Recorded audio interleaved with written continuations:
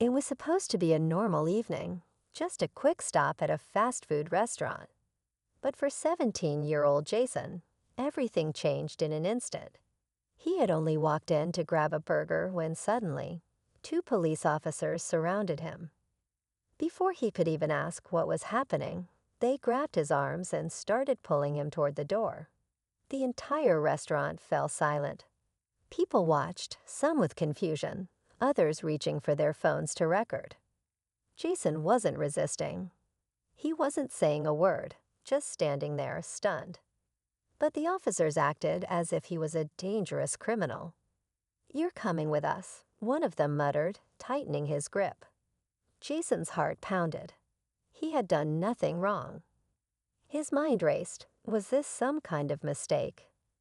Had they confused him for someone else? He tried to speak, but his words were drowned out by the chaos unfolding around him. Then, just as they pushed him toward the exit, a voice rang out from the crowd. "Wait, that's not him." Everyone turned. The tension in the room thickened. Was this the moment Jason would finally be heard, or would things take an even worse turn? What happened next left everyone speechless. Jason's breath caught in his throat as the entire restaurant turned toward the voice. A middle-aged man stepped forward, his hands slightly raised, as if afraid to move too fast. "I saw everything," he said. He just walked in. He didn't do anything. The officers hesitated for a split second, but their grip on Jason didn't loosen. His heart pounded harder. Why weren't they listening? The man looked around, searching for support. A woman near the counter nodded. "Yeah, I was here the whole time." He was just standing in line. Others in the crowd murmured in agreement, some still recording, their cameras locked on the officer's every move. Jason swallowed hard, trying to make sense of it all. Had someone accused him of something? Was this just a misunderstanding, or was there something more? He knew better than to argue, but fear was creeping in fast. His mom had always told him to stay calm in situations like this. But how could he when his hands were locked in someone else's grip? One of the officers exchanged a glance with his partner. Something wasn't adding up, but instead of letting go, they tightened their hold. Jason could feel it now. This wasn't just a mistake. Something bigger was happening. Jason's mind raced as the officers tightened their grip. The pressure on his arms felt heavier now, not just physically, but emotionally. He wanted to ask why, to demand answers, but he knew better. His mother's words echoed in his head. Asterisk, stay calm. Stay'll live, asterisk. The crowd grew restless. More people were watching, whispering, recording. A teenage girl near the soda machine clutched her phone tightly. "This isn't right," she murmured to her friend. An older woman shook her head. "Poor kid," she sighed. One of the officers finally spoke, his voice low but firm. "We got a call. Someone matching his description was causing trouble here." Jason's stomach dropped.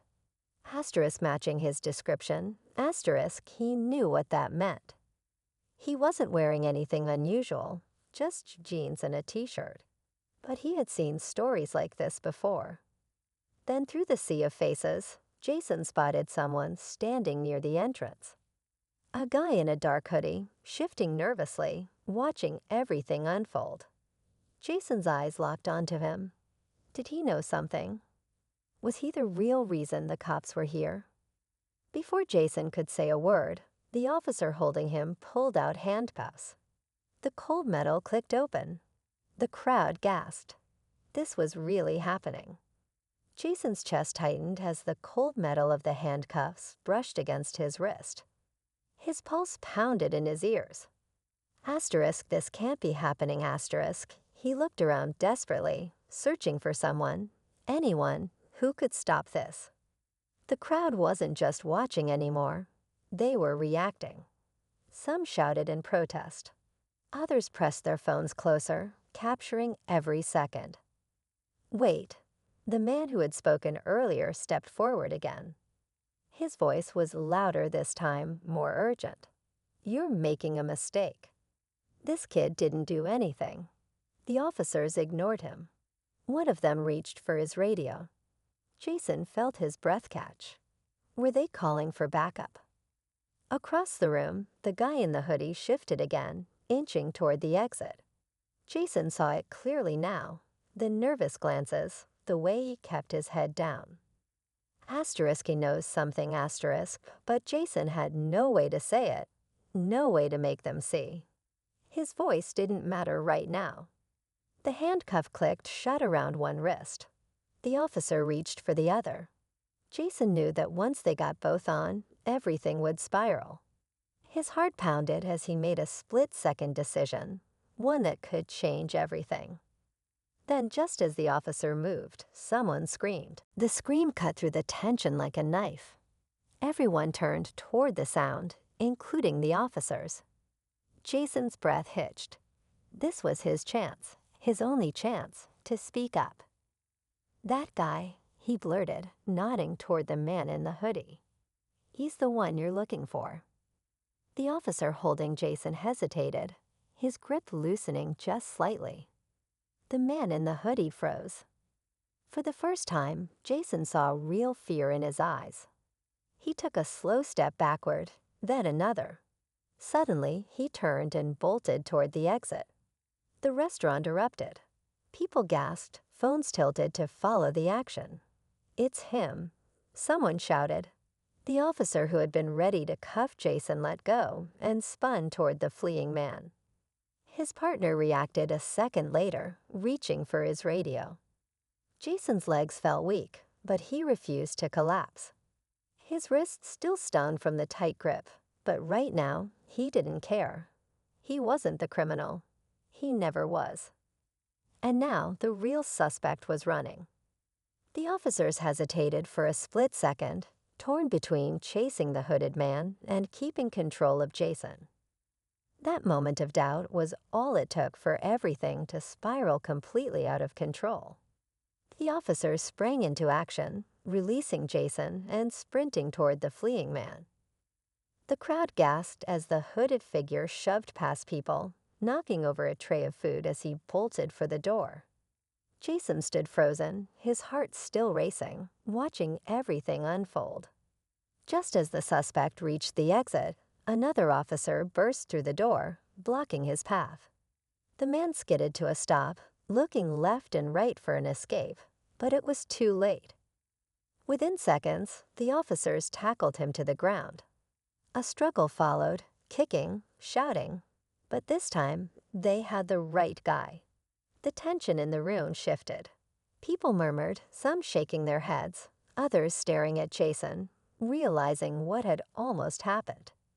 Jason rubbed his wrist where the cuffs had nearly locked. His whole body felt shaky, but he refused to let the moment break him. The officer who had grabbed him earlier turned back, his expression unreadable. "You good, kid?" he asked, almost like he knew he had been wrong. Jason didn't answer. Instead, he looked past him, to the real suspect now being cuffed on the floor.